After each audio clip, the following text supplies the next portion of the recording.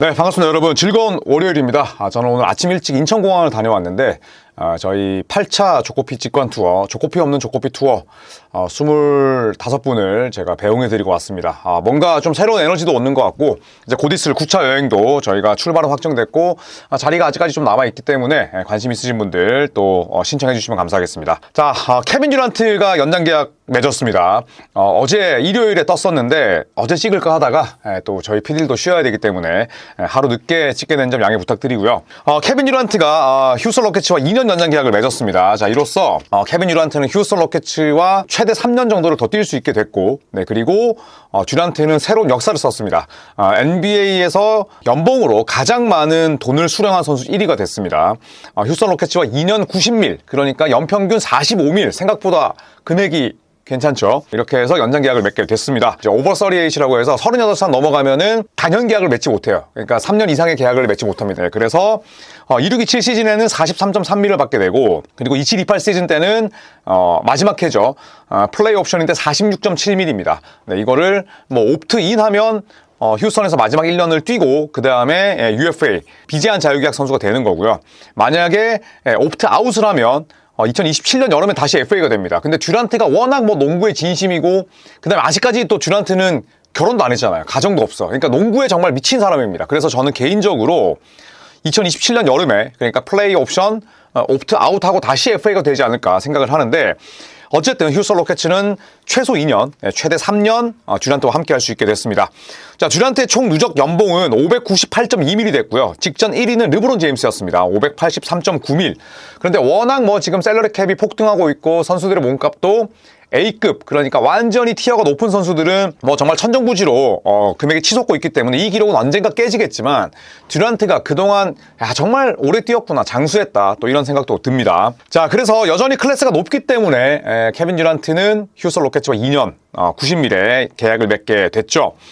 24-25 시즌 기록을 살펴보시면 피닉스에서 62경기를 뛰었고요. 물론 피닉스는 36승에 그쳤습니다. 여러 가지 이유가 있었는데 그래도 듀란트만큼은 제 몫을 해냈죠. 36.5분 뛰면서 26.6득점, 리바운드 6개, 어시스트 4.2개, 네, 그리고 블락샷 1.2개. 뭐 여전히 또 높이를 활용한 뭐 수비력도 괜찮았습니다. 필드골 52.7%에 3.43%, 자유투가 커리어보다는 훨씬 많이 떨어지긴 했지만 그 떨어진 게 84%였고요. 지금 듀란트가 88년생인데 야투가 52.7에 3점이 43%면 진짜 여전히 효율이 미친 수준입니다.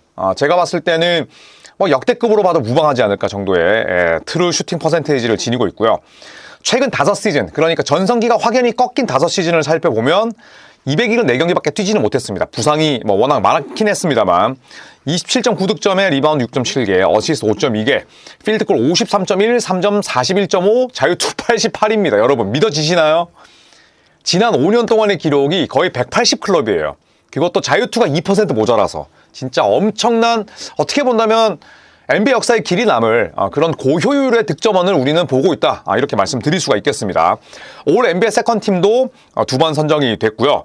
통산 기록 살펴보면 듀란트가 정말 부상 때문에 진짜 아쉽게도 오랫동안 쉬어야 했던 그런 구간이 있었음에도 불구하고 통산 1123경기나 뛰었고요. 3571점, 3만 득점 넘겼습니다. 리바운드는 이번 시즌에 8,000개 넘길 게 확실하고요. 어시스트 5,000개를 돌파하겠죠. 3만 8천, 그 다음에 5천. 이 기록만 보더라도 누적이 참 대단함을 알 수가 있죠. 3점은 총 2,191개를 넣었고요. 3점 성공률이 놀랍습니다. 39%. 통산 필드골 50.2%에 자유투가 88.2%니까 그냥 듀란트는 체감상 던지면 뭐 3개 중에 2개 들어가는 느낌? 네, 그만큼 높은 효율을 자랑합니다. 자, 이번 듀란트의 2년 90밀 계약이 뭐 현지에서도 굉장히 많은 화제가 되고 있는 이유는 듀란트가 왜 이 정도 금액밖에 안 받았지라는 생각이 들기 때문입니다. 당초에 케빈 듀란트는 2년 120밀 맥스 계약을 맺을 수가 있었습니다. 연평균 60밀짜리 계약을 따낼 수가 있었는데, 하지만 무려 30밀을 페이컷 했어요.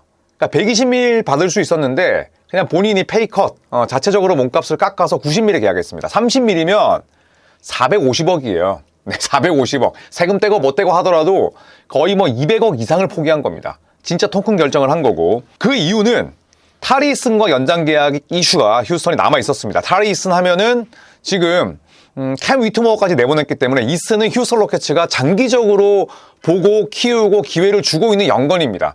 또 리그 최고의 식스맨이 될 만한 자질이 있고요. 그리고 싸움딱 기질도 있죠.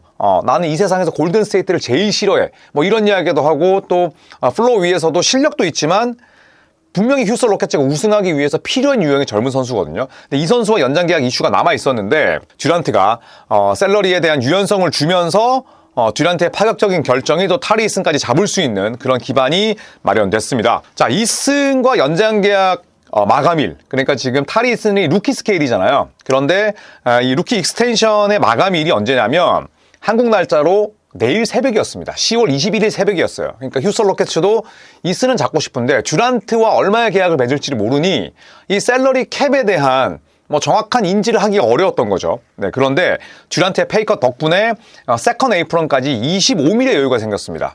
25mm면 충분히 타리슨과 무난하게 연장 계약을 맺을 수 있게 됐죠. 그러니까 듀란트가 자칫 머리가 아플 뻔했던 휴스턴과 타리슨의 계약을 아주 유연하게 풀어준 셈이 됐습니다. 자, 타리슨은 2026년 여름에 RFA, 루키 스케일이기 때문에 제한적인 자유계약 선수가 되고요. 아멘 탐슨은 2027년 여름이에요. 그래서 듀란트의 이 페이컷이 이스는 물론이고 탐슨의 연장 계약까지도 굉장히 큰 도움이 될 것이다. 우리가 이 RFA 때문에 팀도 고생하고 선수도 마음고생을 겪었던 가장 최근 사례가 쿠민가 아니겠어요?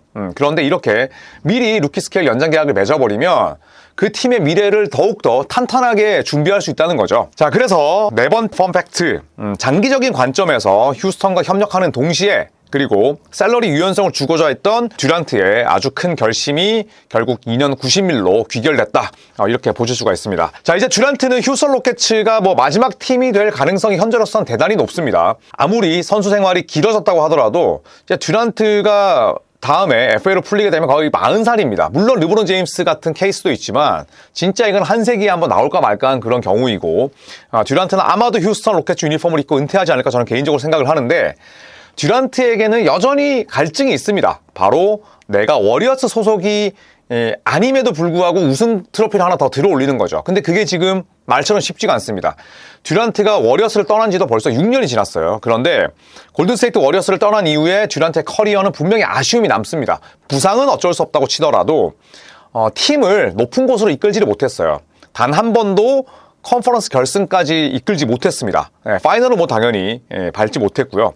2라운드가 한계였어요. 그렇기 때문에 듀란트는 휴스턴 이적이 결국 우승을 위한 그런 목적이 가장 컸다고 볼 수가 있겠고 그래서 본인이 트레이드 주도권을 가지고 있었죠. 자, 듀란트에 대해서 이메 우도카 감독 브루클린 네츠 때 한솥밥 먹었었죠. 그때는 이메 우도카 감독이 코치였어요. 듀란트에 대해서 무슨 얘기를 했냐면 훌륭한 선수가 구단에 계속 남아있는 건 당연한 일이다. 그러니까 연장 계약을 말하는 거죠. KD를 영입했을 때 단기적인 일이 아니라는 걸 우리 모두가 알고 있었다. 그리고 모두가 만족하는 지점에 도달해서 KD의 커리어가 여기서 마무리되길 바란다. 모두가 만족하는 지점은 우승이죠. 그리고 휴스턴 로켓츠가 굉장히 빠른 속도로 팀을 리빌딩했고 완성시켰고 지금은 윈나우 팀이 됐습니다. 그리고 또 감독도 우독하기 때문에 우승 가능성이 결코 낮지 않죠. 자, 그리고 휴스턴 로켓츠의 미래이자 제가 이번 판타지 드래프트에서 2라운드로 뽑은 아멘 탐슨도 이런 얘기를 했습니다. KD는 정말 좋은 선수다. 훌륭한 동료이면서 격려도 많이 해준다. 우리말에 귀를 기울이면서 주변을 살핀다. 이런 얘기를 했습니다. 자, 흔히들 듀란트가 르브론 제임스 혹은 스테픈 커리급의 리더십이 없다. 이런 평가를 받지만 저는 휴스턴 로켓츠처럼 젊고 또 프레드 밴블릿이 빠진 이 상황에서는 이 듀란트의 경험이나 듀란트의 커리어, 듀란트의 실력이 그 자체로 저는 젊은 선수들이 따라올 수 있는 그런 리더십이 될 거라고 봐요. 또 팀에는 아멘 탐슨, 타리슨, 알프렌 생군, 자바리 스미스 주니어, 리드 셰퍼드 젊은 선수들이 워낙 많잖아요. 듀란트의 경험과 듀란트의 경력이 저는 그 자체만으로 대단히 큰 힘이 될 것이다 라고 생각을 합니다. 자, 다음 시즌 휴스턴 로켓츠 예상 로스터 한번 살펴보면 포인트 가드는 리드 셰퍼드가 될 겁니다. 네, 그리고 백업은 에런 할러데이, 그리고 2번은 아멘 탐슨, 그리고 백업은 조시 오코기. 오코기가 프리시즌 활약이 꽤나 괜찮았습니다. 그리고 케빈 듀란트가 오랜만에 3번으로 돌아왔죠. 네, 그리고 4번이 자브리 스미스 주니어고 백업인 도리안 피니 스미스, 타리스는 딱히 3, 4번 구분 없이 서로 오갈 거예요. 그 다음에 5번은 알프렌 생군, 그리고 백업은 스티븐 애덤스. 여기에 트레이드로 영입을 한 또 휴스턴 로켓츠로 복귀한 클린트 카펠라가 세 번째 빅맨이 될 겁니다. 자, KD를 제외하면 주전 라인업이 모두 다 25살 이하입니다. 특히 리드 셰퍼드의 활약이 상당히 중요하죠. 밴블릿이 빠졌기 때문에. 프레드 밴블릿은 무릎 부상 때문에 25-26 시즌은 전체 아웃이 됐고요. 이 프레드 밴블릿의 빈자리 그리고 듀란트의 나이 및 부상 이력이 변수이긴 해요. 그러니까 밴블릿이 빠진 건 휴스턴에게 엄청난 악재입니다. 저는 그렇기 때문에 정규 시즌에도 결국에는 휴스턴이 디비전 리더가 되지 못할 거라고 생각을 해요. 이 프레드 밴블릿이 다친 시점도 휴스턴에게 불운했죠. 그러니까 미니 캠프를 열 때였으니까 30개 팀들이 전부 다 오프시즌 농사를 다 끝냈을 때였어요. 그리고 휴스턴 로켓츠는 뭐 2라운드 픽이랑 그 다음에 뭐 제프린 같은 셀러리 덤프를 묶어서 언더캡 팀에 보내지 않는 한 셀러리를 마련할 수가 없습니다. 그러니까 밴블릿이 빠졌기 때문에 누군가를 영입해야 되는데 그게 아예 지금 막혀 있다는 거죠. 그리고 이거는 시즌 내내 아마 휴스턴에 아주 골치 아픈 숙제가 될 겁니다. 자, 듀란트가 새 시즌 각오에 대해서 이렇게 얘기를 했습니다. 프리시즌 도중에 이야기를 한 거고요. 휴스턴에서 나는 여러 차례 우승하고 싶다. 그래서 내 번호가 영구 결번되길 원한다. 이렇게 이야기를 했습니다. 서로 다른 세계 구단에서 영구 결번된 선수들이 별로 없죠.